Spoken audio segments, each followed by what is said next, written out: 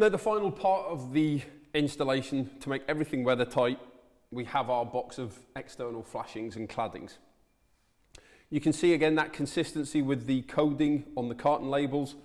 The first line being, as it was with the window, a basic description of the type of flashings. So you can see with this illustration here, it's giving you an idea of the type of roofing material and the thicknesses of the materials that the flashings can work with. Notice again we have that key reference point of our red square. So we know this is a flashing for a standard installation height following that red line principle of where we positioned our brackets earlier. Here again we have the frame size of the window covered again in centimetres here, so we know this is the right size of flashing for the size of our window. And as before, we have our QR code. So if we scanned here on this particular QR code, you get a complete 5 or so minute installation run through of everything that we've covered up to now, plus the installations of the flashings as well. So it's the full installation, but as an animation itself. Following the theme of the no requirement of the knife, and similar to the opening mechanism that we have for the felt collars, we have our 2-tab system here.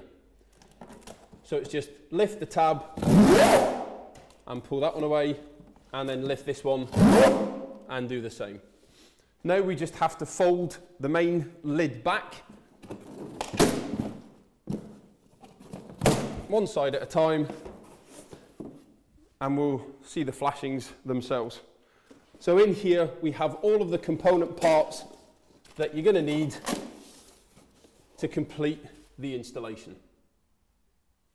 So to begin with, we fit the bottom apron. Now you'll see from the instructions, all of the parts that you're going to fit are all numbered from 1 to 7.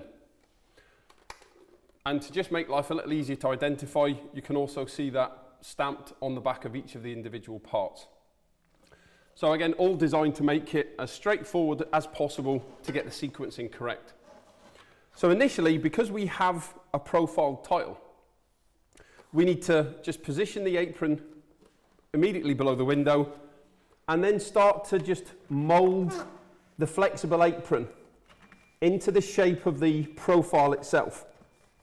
This is important for a little later on, when you then want to just make sure that the apron itself is in as tighter contact with the roofing material as possible.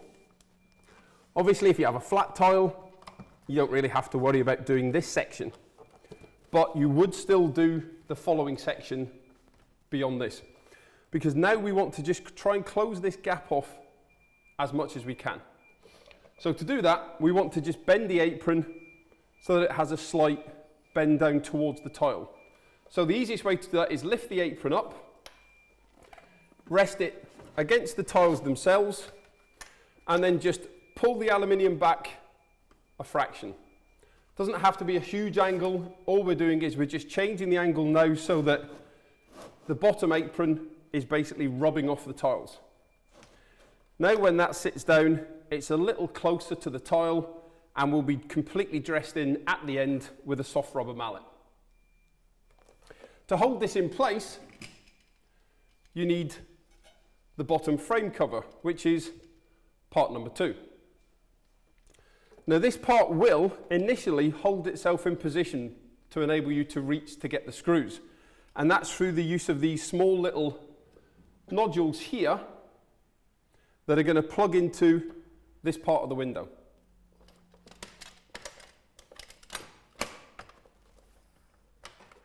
So with that plugged in, I can now confidently jump down here to get my screws, knowing my flashings aren't going to shoot off the roof. So in here we have a double bag. On this side you have the installation screws. Notice again how they're the same sort of colour grey as the flashing, so everything blends in. On this side we have some small tabs and tacks, which we'll see later on when it comes to securing the side flashings. So we'll put these away just now, because all we need are the screws.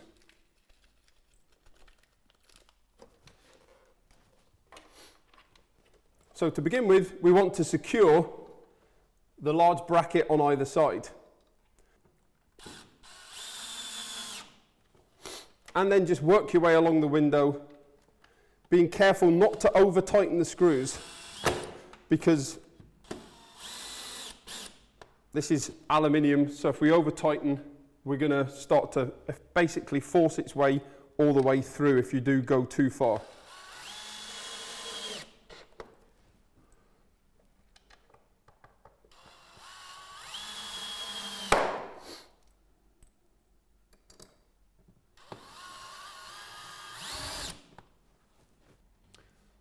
So next, we're going to protect the side of the window. So we have our side flashings, again shown with the number 3 on the back to correspond with the instructions. Notice also when you look at the side flashing how we have the foam here which stops short at one end. This is to indicate where the top of the flashing actually goes. So again, just so you know your left and right reference, the section where the foam stops should always be at the head of the window. So the side flashing is just going to sit over this ridge and then tuck inside this fold on the aluminium. And then we'll slide it down until it hits this double ridge and the foam comes in close contact with each other. To initially bond the two sections together, we just fold this little tab over and pinch that in like so. We also have the clips and the nails that we mentioned earlier. So if you wanted to ensure that nothing could move, so again, if you aren't going to have this tiled tonight, or you were going to maybe end up with a small cut tile and you want everything to sit nice and flat. So to help secure the side flashings to the roof, especially if it's going to potentially get a little windy overnight and you aren't going to be able to get this tiled today, or if you were going to end up, unfortunately, with a fairly small cut and you wanted to make sure that the flashings didn't make the tile kick up, then we have these small clips that we mentioned earlier. So to fix these, you hook that end over the upright of the flashing itself, bend that into place, and then just with the tack, knock that into the battens.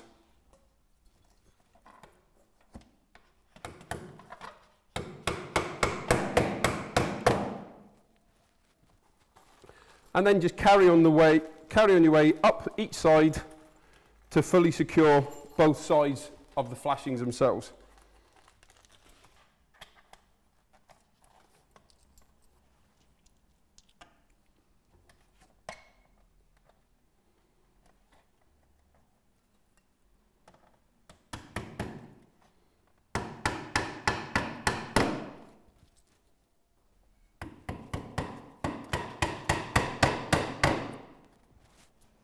And do this on both sides. Having fitted both side flashings, we now need to cover over the side flashings with our next component part. But before we can fit those, we need to do a little bit of preparation work in the means of removing this cladding section here so that we can then cover that over afterwards. Now, to release these cladding parts, there's just a simple little light grey release button here, just at the top of the hinge. Pop that in with your finger, and that allows you to just lift that off at the bottom. Once that's free, slide that down, and then pop that somewhere secure as you're going to pop that back onto the window in a minute. Come onto this side and do exactly the same. Push the little button in, lift this section up. Now, because we have the rain sensor attached to the top here, we're limited as to where we can place it. So for this one, we'll just pop it outside and then pop that back on in a minute. Having removed both top cladding sections, we're now able to fit the side frame covers, which, as you can see here, are number 4, following that simple numerical sequence. So we just break open the polythene to remove the parts. And then, as before, we can identify which is the top end, but this time it's with this light grey tab. So when you're working out which is left or right, that's your reference point. This tab should always be at the top of the window. Now, how this secures to the window initially is through these two folds in the aluminium, which are going to engage into the two clips at the bottom of that large side bracket. So the easiest way to do this is just to rest the flashing on the window so that it just pops underneath this top cover. And then as you slide this up, push it in towards the middle of the window as you push up, and that guarantees you'll engage both brackets. With both of these now clipped into place, we can take our top cladding part and fix that back into place. So all we do is take this little rebated section here and slide that back underneath this plastic cover here. That in turn will align the clip to the fixing point in the hinge, and as you push down, you'll hear a satisfying click, so you know it's in place. And then we're just going to do the same on the other side. So having reattached both top cladding parts, we now need to cover over across the top of the window and cover over the motor. And to do that, we have part number 6. Now, if you remember back to the opening up of the window, this was the additional box that came inside the window. It's the only part of this installation section that doesn't come inside the flashing box. So it's important that we look after this box. To get into it, we just peel this tab back and just pull along and do the same on the other side. As we open the box up, you'll see inside the top cover with its own individual bag of screws for these parts. So just now I'm going to pop this above the window while I prepare this cable for installation. Now, before we fit this hood section, you can see we have the cable running from the rain sensor inside this little bag to keep everything nice and dry during installation. As we need to tuck this cable and keep it out of the way and make sure it doesn't get pinched by any of the screws, you'll find it generally easier to just remove it from the bag, and then as we install the hood, we can tuck that cable neatly out of the way without fear of it being pinched or becoming visible inside. So with the bag removed, we can take our hood section, which is going to rest across here and just rest inside that little recess. So once we have it lined up into position, we can just keep an eye on the cable as we bring that down into position there, making sure that none of the cables are caught, and then we're ready to secure this to the window. So with the screw in position, we're just going to tighten that up and then come over and do the same on this side. And any excess cable can just be tucked up inside the hood section. So as I say, none of it's visible from inside, and everything's nice and neat, tucked into this little rebate here.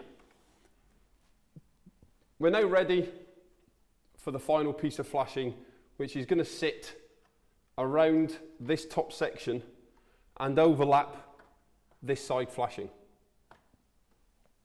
So as you can see from here, the final part of the 7 pieces is part number 7. And the key thing to linking these in place is that you see we have this tab that we referred to previously. This tab is going to have to go in through this little slot on the side.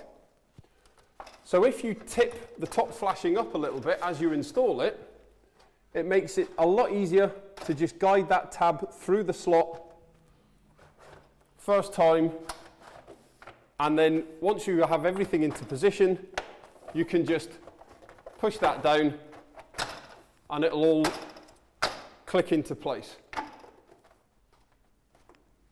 On the sides here, we'll just clip these together again so that that's nice and tight, and then pop another tab in there and do the same on the opposite side.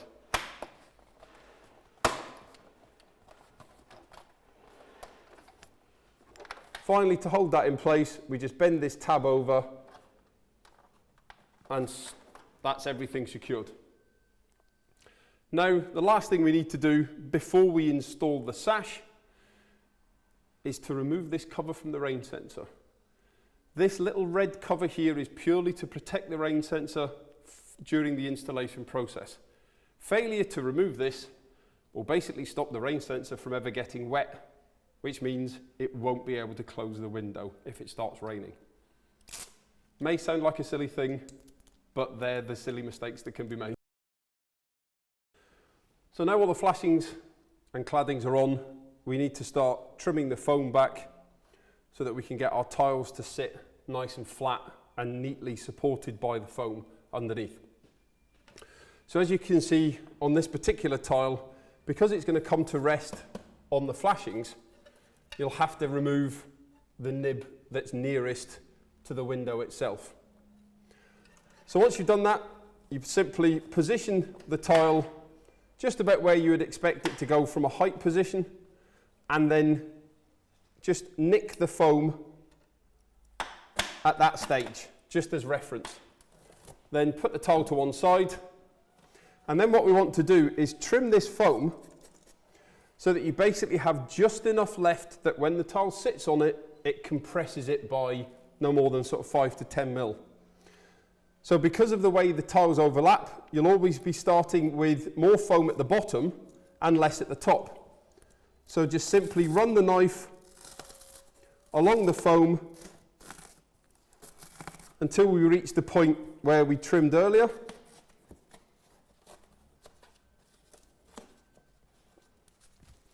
And then, because it's not an exact science at this stage, a quick check by popping the tile back into place. And as you can see, the foam's just sort of compressed a reasonable amount that we could actually work with that. With that in position, you can see the relationship between the tile positioning and this ridge here. So once the tile's interlocked, as you would expect at the base, you want this tile to sit. So ideally, it just comes into contact with this upright. The closest the tile can be is 30 millimeters. So if you have a profile and the upward sweep takes you over that ridge, that's fine, as long as there's still 30 mil here to allow water to travel down this channel. And you can be as much as 60 millimeters away from the window. 60 millimeters basically is to the edge of this foam. So if the foam is visible, it means you've gone too far away from the window, and you'll have to consider bringing everything in a touch, or if it may just mean having to put a nasty little cut, which wouldn't be ideal. So now we just need to get our fixings and fix this tile into position.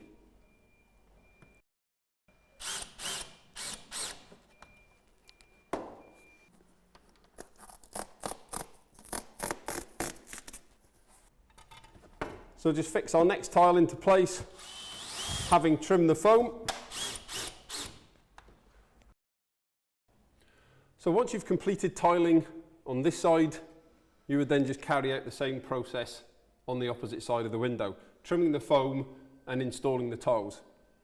Unfortunately, the chances are this side will have to have cut tiles. It's very rare that you'll manage to get a full tile either side of the window. So it's much better to try and position the window so that you can get a full tile on this side, where all you're having to do is take off one nib.